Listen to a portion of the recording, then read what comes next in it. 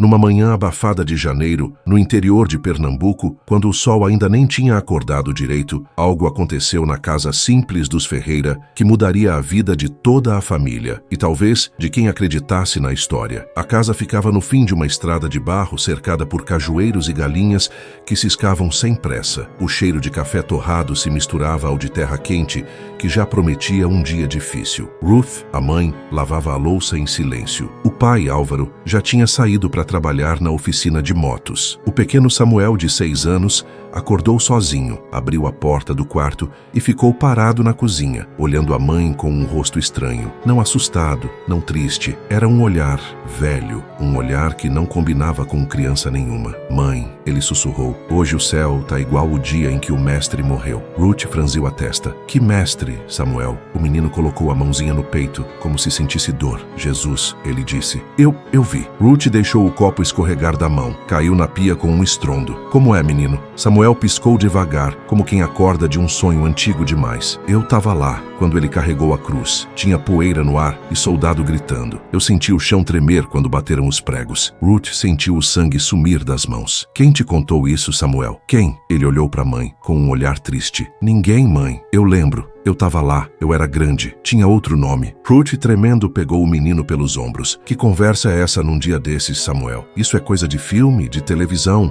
Você nem sabe ler direito ainda. O menino balançou a cabeça. Eu não tô inventando, mãe. Eu lembro dos cheiros, do suor dele. Lembro do vento quente daquele lugar, do sol fraco. Eu lembro dos olhos dele, quando ele olhou para mim. Capítulo 1. A primeira memória. À noite, quando Álvaro chegou, Ruth contou tudo. Ele riu, achando exagero. Criança tem imaginação mesmo. Deve ter visto alguma coisa na igreja, na aula de catequese, mas Ruth não achou graça. A voz do menino era séria demais. Depois do jantar, enquanto os dois conversavam, Samuel apareceu na porta segurando um lápis e um papel. Pai, posso desenhar o lugar onde eu morava antes? Álvaro deu de ombros. Pode, filho. O menino sentou no chão e começou a desenhar rápido, com uma precisão estranha para a idade. Fez casas baixas, um vale, um rio estreito, torres de pedra, muralhas e uma espécie de portão grande. Ele escreveu uma palavra embaixo, Jerusalém, só que no português errado, com G no começo, Jerusalém. Mas o mais estranho, ele escreveu da direita para a esquerda. Álvaro levantou as sobrancelhas. Quem te ensinou a escrever assim, Samuel? É assim que escreviam lá. Ele respondeu sem levantar a cabeça, em aramaico. Os pais trocaram um olhar aterrorizado. Aramaico? Ruth perguntou. Você mal sabe o alfabeto ainda. Samuel soltou o lápis, se encostou na parede e sussurrou. Eu fui Jonas, mãe, filho de Eleazar. Eu vendia água no mercado.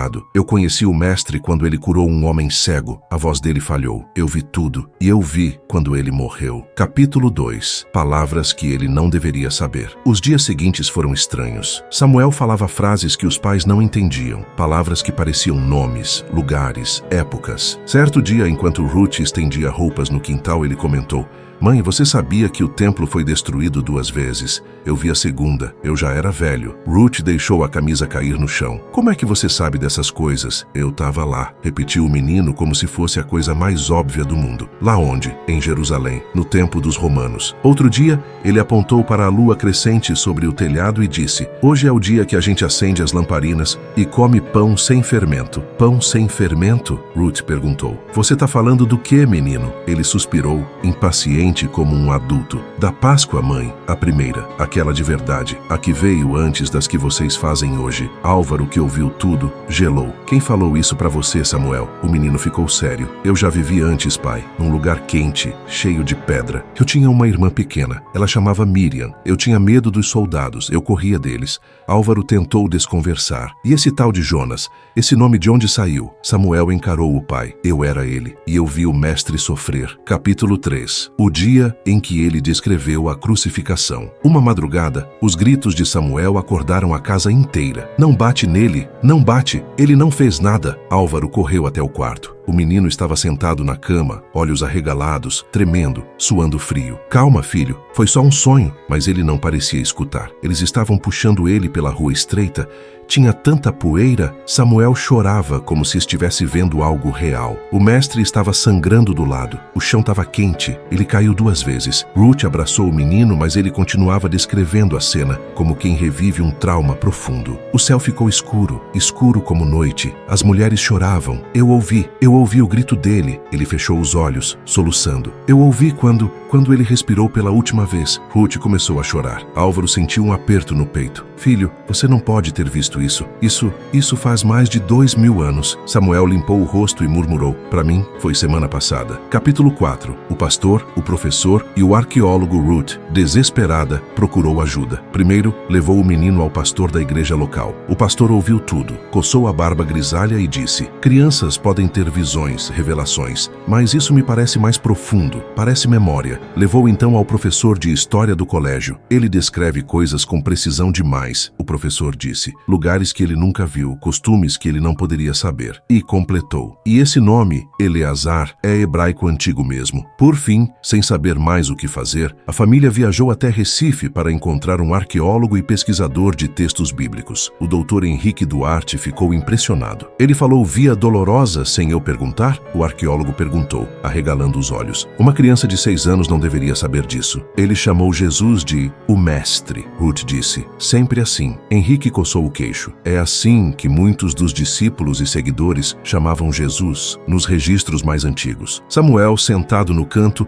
olhou para o arqueólogo e disse, eu vendia água no caminho. O mestre sempre me olhava como se me conhecesse desde antes de eu nascer. Henrique ficou pálido. Essa é uma tradição oral antiga. Quase ninguém sabe. Ele me deu água antes de subir o monte, Samuel disse baixinho. E disse que eu não precisava ter medo. Henrique sentou pesadamente na cadeira. Isso não é invenção, murmurou. Ele fala como alguém que lembra, não como alguém que imagina. Capítulo 5. O lugar que ele nunca visitou. 2 semanas depois, algo ainda mais estranho aconteceu. A família estava assistindo a um documentário na TV que mostrava imagens de Jerusalém moderna. No momento em que a câmera passou por uma ruela estreita, Samuel gritou. É ali! Álvaro pausou o vídeo. Ali onde, filho? Samuel apontou com o dedo trêmulo. É onde eu morava. A casa de Eleazar ficava perto dessa esquina. Ali, ó. Ele aproximou o rosto da televisão. Essa pedra aqui, eu costumava sentar nela. Álvaro passou a mão na testa. Mas você nunca saiu de Pernambuco. Como é que... Samuel murmurou. Eu lembro do cheiro, do barulho, das vozes, lembro de tudo. Capítulo 6. A última memória. Numa noite silenciosa, enquanto os pais achavam que o menino já dormia,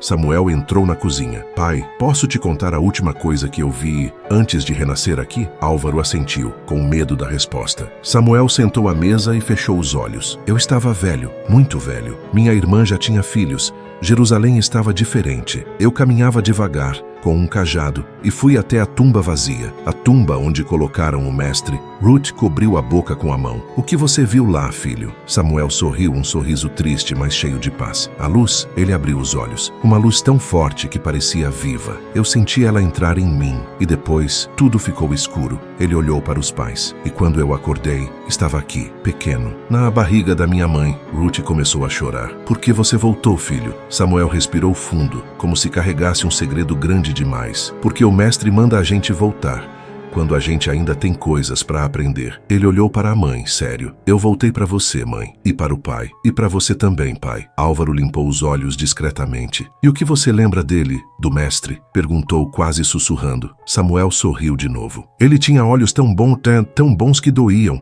E completou com a voz de quem carrega séculos dentro do peito.